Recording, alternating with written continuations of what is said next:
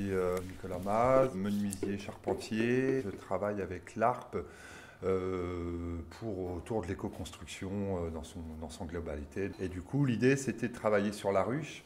L'abeille, à l'intérieur de son essaim, elle a toute une complexité qui peut se rapprocher aussi aux complexités qu'on amène actuellement dans nos bâtis, c'est-à-dire la gestion de l'humidité, la gestion de l'air, le maintien de la chauffe, etc.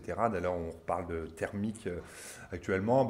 Les abeilles, elles gèrent, elles vont faire tout un tas de travail pour essayer de réguler sa ruche. Elle est composée donc d'une trame qu'on a vue ici, donc une trame qui est contreventée, qui est voile travaillant, d'éclisses qui sont en montant, qui vont nous permettre d'intégrer une torque. Tout système de tissage se construit sur une base un petit peu unitaire, c'est-à-dire qu'on va avoir un élément qu'on va répéter un certain nombre de fois. Enfin là, on en a, je crois, 22 ou 23 petites lattes à préparer et qui ont les deux la même démarche orthométrique, entre guillemets, c'est-à-dire ils ont toutes une entaille mi-bois à l'opposé qui vont correspondre finalement à la trame qu'on va créer ici, donc une trame losange de 12 cm de côté.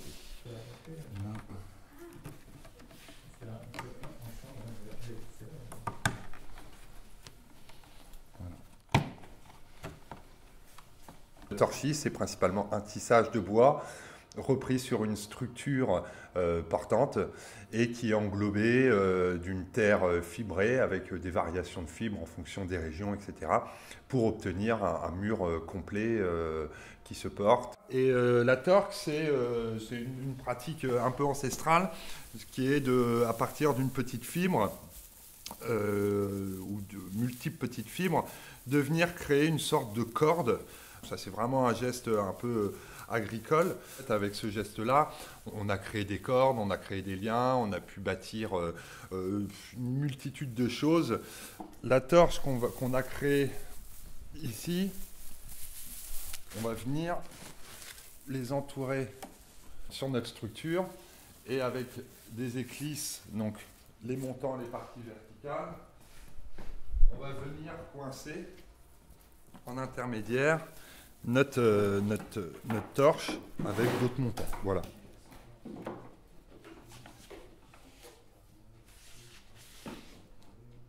Cette technique-là, elle a commencé il y a très longtemps et assez développée partout dans le monde. On en retrouve vraiment partout avec des systèmes assez variés aussi, entre le Japon ou l'Afrique centrale ou les pays du Nord. C'était pas du tout les mêmes contraintes, donc ça a été réadapté. Mais c'est toujours à peu près les mêmes recettes, c'est-à-dire c'est du bois portant, structurel, et c'est du petit bois pour la trame et de la petite fibre et puis de la terre. Donc tout ça mélangé, donner des enveloppes qui ont plu vu qu'elles ont passé les âges, quoi. Je pense que c'est important de revisiter et de lui redonner, nous, une vision plutôt un peu plus moderne. Donc c'est la même technique que la torche sèche. On va venir la faire tourner. On pourrait même aller chercher, si on veut, le dessous. Voilà, et on vient structurer des sortes d'âmes terreuses qui va venir, elle, au séchage, recomprimer tout l'ensemble. Parce que là, on voit que c'est assez souple. Une fois que la terre est prise, ça doit faire un bloc fini. On le voit actuellement, il y a un renouveau vis-à-vis de la gestion du carbone, etc. dans le bâti. Et la terre, elle a été pratiquée depuis des milliers d'années. On l'a utilisée de manière différente. Et elle a un vrai rôle, enfin moi personnellement je suis convaincu, dans l'habitat. C'est vrai qu'elle a encore une histoire un petit peu vieillotte, les gens en ont certainement peur comme des techniques traditionnelles, mais dans des architectures modernes, on peut réussir à intégrer de la terre qui est directement liée et qui va aussi nous permettre de faire des chantiers qui soient plus agréables. Je vais faire glisser un peu. Voilà. Très sensuel. Ah, c'est la terre, c'est hyper sensuel. C'est agréable à poser, c'est formidable. C'est ça qui est génial, c'est que c'est un matériau qui n'est pas agressif aussi. C'est un matériau qui prend son temps. On est quasiment au bout.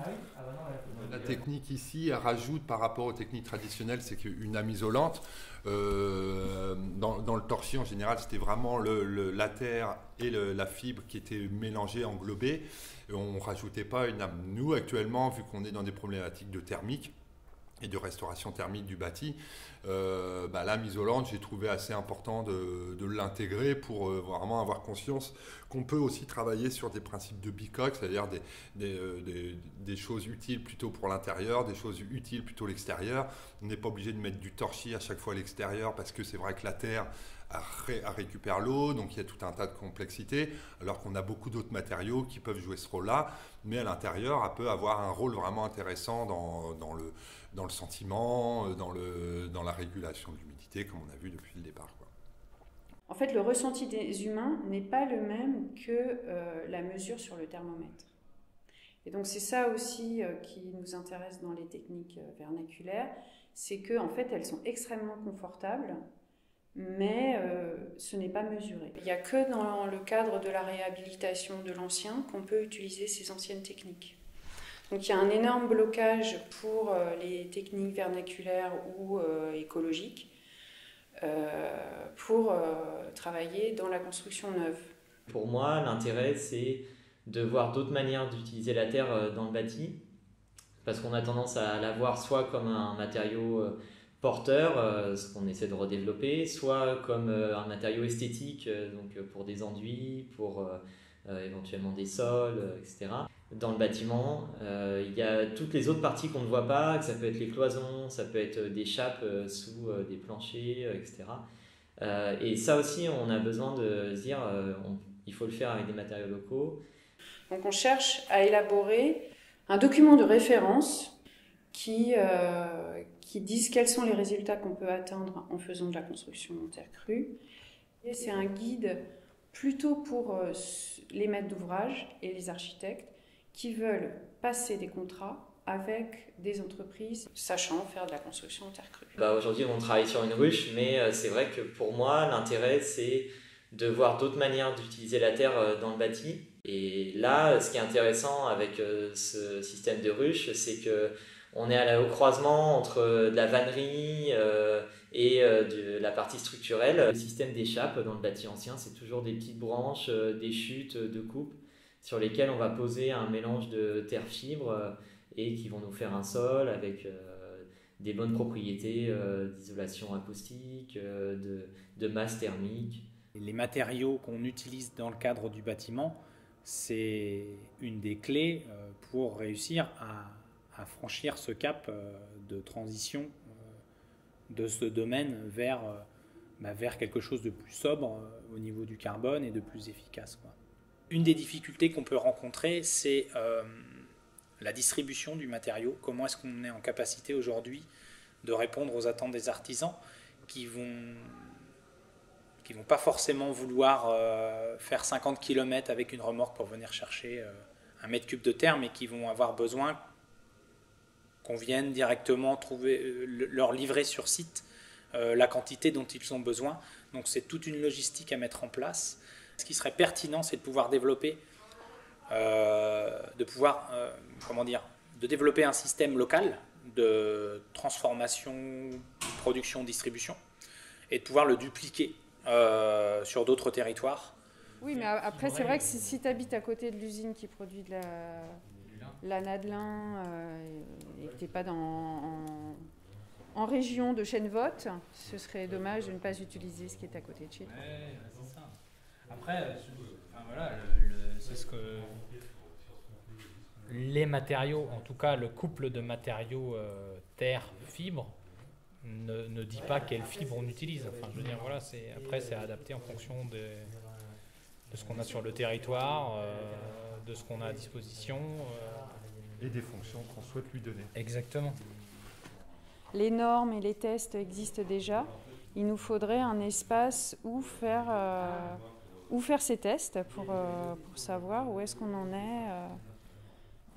Puisqu'on le sait empiriquement, on sait qu'il y a plein de maisons et plein de cloisons en torchis, donc on sait que ça marche, mais on ne sait pas à quel point.